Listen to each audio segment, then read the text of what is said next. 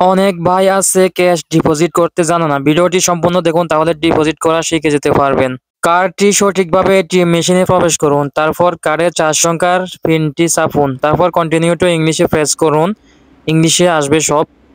তারপর কিছুক্ষণ অপেক্ষা করার পর এরকম অপশন আসবে। আপনার নিজের অ্যাকাউন্টে ডিপোজিট করার জন্য ওনার অ্যাকাউন্ট যে অপশনটি রয়েছে এটাতে প্রেস করতে হবে। তারপর একটু অপেক্ষা করতে হবে। আপনি অন্যান্য অ্যাকাউন্টে ডিপোজিট করতে পারবেন, সেটি প্রথমে স্ক্রিনে আসবে। তারপর টাকা রাখার কেসটি খুলে যাবে। খোলার সাথে সাথে আপনি সঠিকভাবে টাকাটি এখানে বসিয়ে দিবেন। কত টাকা নোট কয়টি দিয়েছেন সেটি এখানে দেখাবে। টোটাল অ্যামাউন্ট দেখানোর পর ডিপোজিটে প্রেস করবেন। তারপর এখানে আপনি কোন পারপোজ থেকে ক্যাশগুলো আনছেন সেটি এখান থেকে সিলেক্ট করবেন। স্যালারি দিতে পারেন, আমি গিফট দিচ্ছি যেহেতু আমি একটা ফোন কিনবো আমার ফ্রেন্ডের, তার টাকাগুলো ডিপোজিট করতেছি। তো কনফার্মে প্রেস করবেন। আবার টাকাগুলো গণনা করা হবে, একটু অপেক্ষা করতে হবে।